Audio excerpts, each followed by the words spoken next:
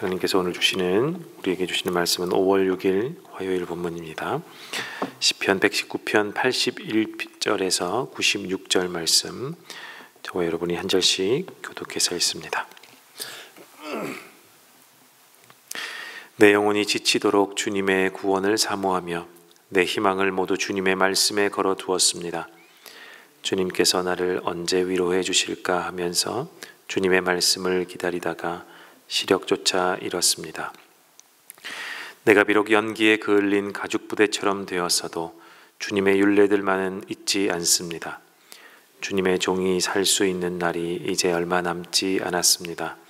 나를 핍박하는 자를 언제 심판하시겠습니까? 주님의 법대로 살지 않는 저 교만한 자들이 나를 빠뜨리려고 구덩이를 팠습니다. 주님의 계명들은 모두 진실합니다. 사람들이 무고하게 나를 핍박하니 나를 도와주십시오. 이 세상에서 그들이 나를 거의 다 죽여놓았지만 주님의 법도를 나는 잊지 않았습니다. 주님의 인자하심으로 나를 살려주십시오. 그러면 주님께서 친히 명하신 증거를 지키겠습니다. 주님의 말씀은 영원히 살아있으며 하늘에 굳건히 자리 잡고 있습니다. 주님의 성실하심은 대대에 이릅니다. 땅의 기초도 주님께서 놓으신 것이기에 언제나 흔들림이 없습니다. 만물이 모두 주님의 종들이기에 만물이 오늘날까지도 주님의 규례대로 흔들림 없이 서 있습니다. 주님의 법을 내 기쁨으로 삼지 아니하였더라면 나는 고난을 이기지 못하고 망하고 말았을 것입니다. 주님께서 주님의 법도로 나를 살려주셨으니 나는 영원토록 그 법도를 잃지 않겠습니다. 나는 주님의 것이니 나를 구원하여 주십시오. 나는 열심히 주님의 법도를 따랐습니다. 악인들은 내가 망하기를 간절히 바라지만 나는 주님의 교훈만을 깊이 명심하겠습니다. 아무리 완전한 것이라도 모두 한계가 있다는 것을 알았습니다. 그러나 주님의 계명은 완전합니다. 아멘. 오늘 본문은 시편 119편이 히브리 알파벳 22개, 22개 중에 첫 자로 시작하는 이 본문입니다. 이 중에 오늘 본문은 두 가지 알파벳 카프와 라메드로 시작하는 본문입니다. 영어로 하면 K와 L 정도가 되겠죠. 시편 119편의 시인은 이 시편 전체를 들어 처음부터 끝까지 계속해서 하나님의 말씀을 중심으로 시편을 써내려가고 있습니다. 오늘 본문도 그 중에 속하는 이 하나님의 말씀을 강조하는 그 본문입니다. 오늘 두 부분으로 나눌 수 있는데 카프와 라메드로 나눌 수 있다고 했는데 먼저 카프에 해당하는 구절이 81절부터 88절입니다. 이 구절의 핵심은 시인이 질문을 던지는 것인데 끊이지 않는 고난 속에 있는 신자는 어떻게 해야 하나, 이에 대해서 다루고 있는 것입니다. 여기 시인은 고난을 겪다가 영혼이 지쳤다고 합니다. 그도 그럴 것이 외부의 환경적 요소로 사람이 고난을 겪기도 합니다만 사람과 사람 사이에 정말 힘든 관계 때문에 고난을 겪기도 하죠.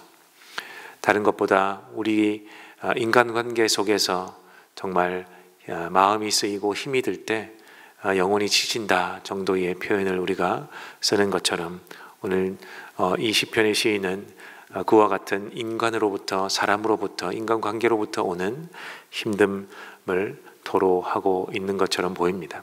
뿐만 아니라 더 많은 시련과 고통을 겪은 것처럼도 보입니다. 그래서 주님의 말씀을 기다리다가 시력조차 잃었고 고난을 겪다가 영혼이 지쳤다, 이렇게 표현하고 있습니다.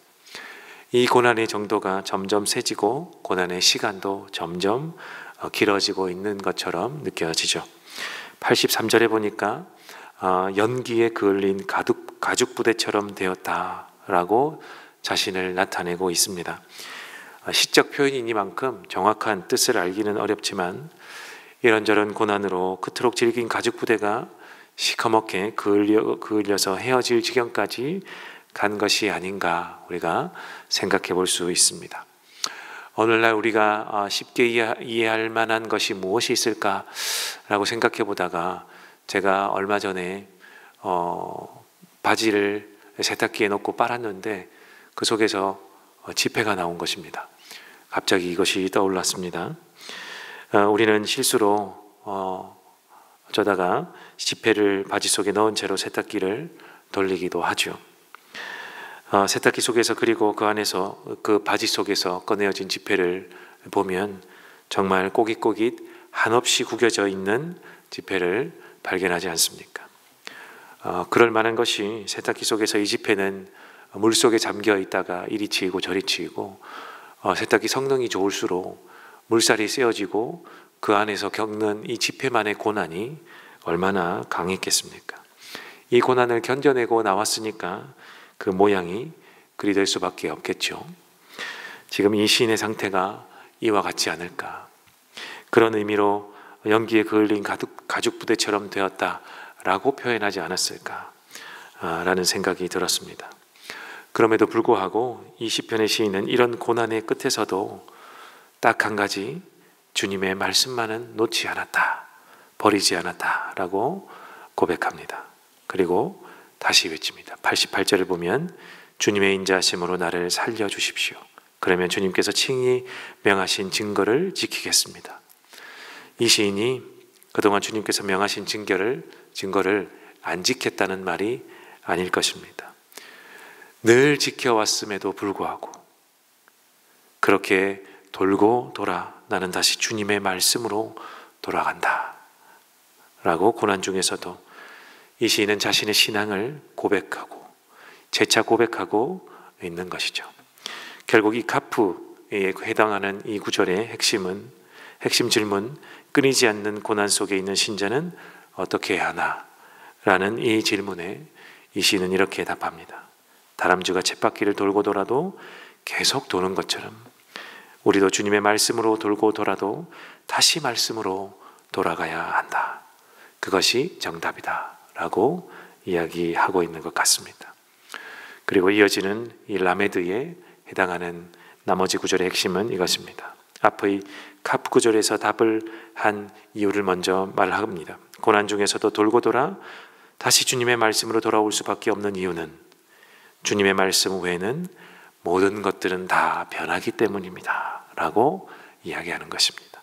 92절을 보니까 주님의 법을 내 기쁨으로 삼지 아니하였더라면 나는 고난을 이기지도 못하고 망하고 말았을 것입니다. 바로 주님의 말씀이 변하지 않았기 때문에 나도 세상 속에서 이 변하는 세상 속에서 흔들리지 않았다라는 또 한 번의 신앙의 고백입니다. 우리는 계속해서 생각합니다. 이 세상에 사는 한 우리는 계속해서 이렇게 생각하죠. 나의 이 고난이 이 어려움이 끝나면 좋겠다. 어떻게 되었던 이 환경이 바뀌어서 역전되어서 이 고난이 끝나면 좋겠다. 나의 이 고민을 해결해 줄 수 있는 사람이 나타나면 좋겠고 해결할 방법이 있었으면 좋겠다. 어려우니까 어려움을 경험할 때마다 이렇게 생각하는 것이 당연합니다. 저라고 별반 다르지 않겠지요. 오히려 더 많이 생각할 수도 있습니다. 그러나 이 모든 것은 내 밖의 환경이 변하여 상황이 바뀌는 것이죠. 그래서 내 마음이 편해지는 것이고 내 몸이 편해지는 것입니다. 그럼에도 불구하고 이 변한 상황 때문에 이 환경 때문에 내 영혼이 바뀌는 것은 아닙니다. 내 영혼이 변하거나 바뀌는 것은 아니라는 것이죠. 나를 둘러싼 상황과 환경은 사실 늘 변해왔지 않습니까? 늘 바뀌어왔지 않습니까? 그리고 지금도 변하고 있고 바뀌고 있지 않습니까? 앞으로도 변화되고 바뀔 예정입니다. 그러나 주님의 말씀은 과거에도 그렇고 지금도 그렇고 앞으로도 변하지 않을 예정입니다.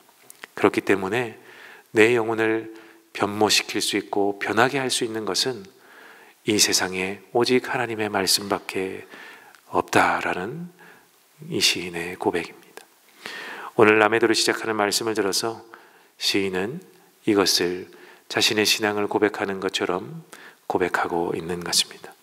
나에게 숱한 고난이 있어도 내가 버틸 수 있었던 것은 영원하고 변하지 않는 주님의 말씀을 붙들었기 때문이라는 것.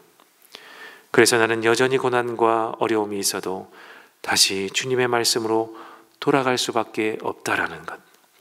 이것이 오늘 본문이 강조하는, 시인이 나타내고자 하는 하나님의 말씀인 것입니다.